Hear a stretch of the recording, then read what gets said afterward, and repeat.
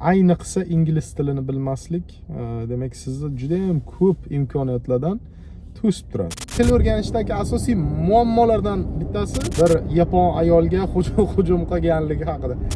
Dubayda qilib yurgan ishlarni qaranglar. Bir nechta odam birgalashib mafiya tuzib olib bir-biri bilan pichoqlab. Do'stlar, Shanxaydan assalomu alaykum barchaga. Kanalga xush kelibsizlar. Ajoyib kun, bugun yakshanba. Shunday bo'lishiga qaramasdan ishxonaga ketayotgandim va yo'lda video qilish niyatida bo'ldim. Ya'ni ko'rib turganingizdek, chet tillarini o'rganish tadbirkorlar uchun qanchalik muhimligi haqida bir gapirmoqchiman. Endi bu hozirgi vaqtda 21-asr do'stlar, til bilmaslik, ayniqsa ingliz tilini bilmaslik demak sizni juda ham ko'p imkoniyatlardan to'sib turadi. To'g'ri, rus tili ham bir qaysidir ma'noda anaqa yetarli. Endi masalan, ayniqsa eski sovet mamlakatlarida tadbirkorlik qilib yurgan insonlar bo'lsa yoki SNG mamlakatlarida mayli ingliz tili bilan, rus tilini o'zi bilan demak ishingizni bajarib tadbirkorligingizni qilib yurishingiz mumkin. Ammo siz SNG mamlakatlaridan sal chetga chiqdingizmi, demak ingliz tilini o'rganishingiz kerak, tavsiya qilinadi bu narsa. Bu kundalik hayotdan tortib o'sha sotib olishingiz, shartnomalarni imzolashingiz hammasida muhim. Nima uchun bu narsani men ko'taryapman? Yana oldingi kanalda ko'p gapirilgan. Asosiy masala bu yerda do'stlar, o'sha ba'zida kundalik holatda duch kelamizda, har xil holatlarga. Shu vatandoshlarimiz mana Xitoyga kelganda ba'zida qarab turaman. Ko'pchilik tadbirkorlar afsuski ingliz tilini bilishmaydi-da. Yani hamma emas, ko'pchilik. Bu yerda hamma deb adashtirib yormaylik. Yana ba'zi odamlar negativlar yozib qoladi-da, nima sen bitta ikkitani deb anaqa qilyapsan. Biz haqimizda negativ gapiryapsan. Bu negativ gap emas birinchidan. Bu tavsiya. Chunki biza Xitoyda bilasizlar, shu yuridik konsalting, undan tashqari buxgalteriya va hokazo shu har xil servislarimiz bor. Va klientlarimiz bor-da. O'shaning uchun bu tavsiya. Bizani servis provider sifatida, ya'ni xizmat ko'rsatuvchi sifatida bu bo'lajak klientlarga tavsiya. Ingliz tilini bilib kelsangiz Xitoyda ishlaringiz ancha oson kechadi do'stlar. Mana keldi-ketdidan men anaqa qilaman-da, e'tibor qilib o'tiraman. Ko'pchilik, hali yuqorida aytgandek, ko'pchilik, ya'ni aksariyat, masalan deylik 100 ta odam keladigan bo'lsa, shundan deylik 70-80 tasi afsuski ingliz tilini bilmaydi.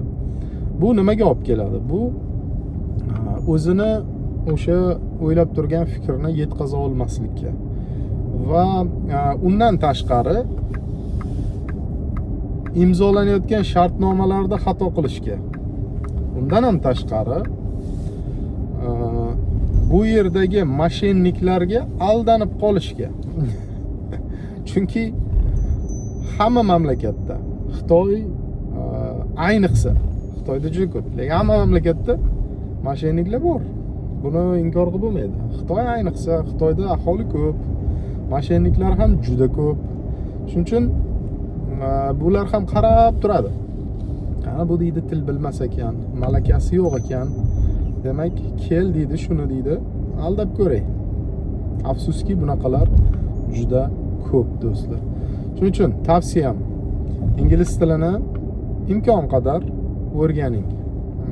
Siz IELTS kurslariga yoki turli TOEFL kurslariga borishingiz shart emas. Siz talaba emassiz. Oldin ham o'zi aytilgan bu narsa. Traditsion metodni o'rganib, traditsion metod orqali til o'rganing demayapti hech kim. Juda bir qiyin masala u, o'tirib kitoblar o'qish, balkim vaqtingiz yo'q sizda. O'shaning uchun ham men biznes kurslarini tavsiya qilaman. Bunaqa kurslarni onlayn sotib olsangiz bo'ladi. Meni tavsiyam, masalan, italki degan programma bor. Italki. inglizcha, mana inglizcha bor.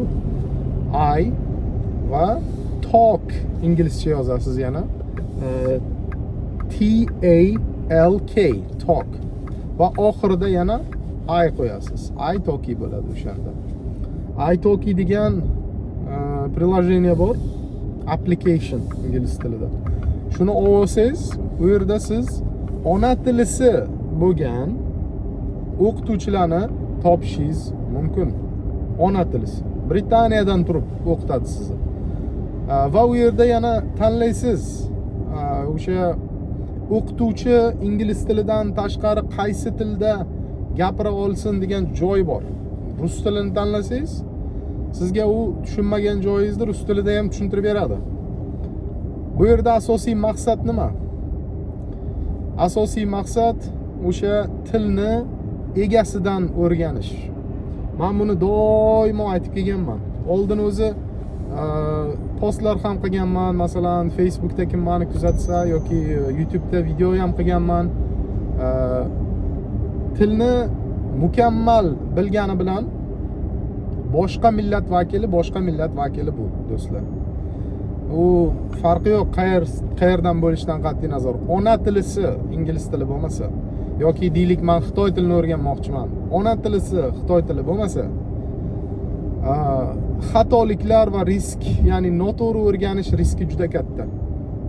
Noto'g'ri til o'rganishdagi asosiy muammolardan bittasi deylik tilni noto'g'ri uzoq muddat o'rganish. Men bunday turdagi insonlar bilan ham ko'p duch kelganman-da. O'sha noto'g'ri metodika bilan juda ichkariga kirib ketib qolgan. Va o'sha noto'g'ri olgan bilimini to'g'rilash juda qiyin. Esdan chiqartirish uni juda qiyin masala keyin. Shuning uchun eng boshidan to'g'ri metod bilan to'g'ri o'qituvchidan o'rganish kerak. Men o'zim ingliz tilini qanaqa o'rganganim oldin ham aytib berganman. Ya'ni men birinchi o'sha amerikaliklarning klubiga borganmiz. Ona tilisi bo'lgan ingliz tilisi amerikaliklardan o'rganilgan. Ana undan keyin TOEFLda ham xuddi shunaqa. Men Toshkentda o'sha zamonlarda bu 2003-2004-yillarda gaplari. O'sha zamonlarda amerikalik bir odamga soatiga $15 berib TOEFLga qatnashganman. Masalan, misol tariqasida aytaman. Bir boshlang'ich qanaqadan darajadan o'tib oldingizmi, undan keyin o'sha native speakerlar bilan muloqotga kirishish oson bo'lib ketadi. Ular o'zlari eplab tushuntiradi sizga hammasi. Endi afsuski, yana hali yuqoridagi gapga qaytadigan bo'lsak, afsuski ba'zida til bilmay kelishadi. Mana yaqinda Facebookda ham post qildim. Qarab turasiz, xizmat ko'rsatuvchi, sotuvchi bu yerda faqat ingliz tilini biladi endi, Xitoy va ingliz tili. Ana u bizni vatandoshlar kelgan ba'zi o'sha til bilmaganlar keladi, jahl qilib, masalan o'zbekcha gapirib tushuntiraman deb harakat qilishadi, baqir-chaqir qilib, jestlar bilan har xil. Bu yaxshi emasda. Bu o'zi shundoq ham obro'yimiz to'kilib boryapti dunyo bo'ylab. Masalan, mana Dubayda qilib yurgan ishlarni qaranglar. Bir nechta odam birgalashib mafiya tuzib olib, bir-biri bilan pichoqlab, bu hattoki shunga olib kelyaptiki, Dubayda o'sha bez vizasiz rejim bekor qilishiga endi shunaqa gaplar yuribdi hozir.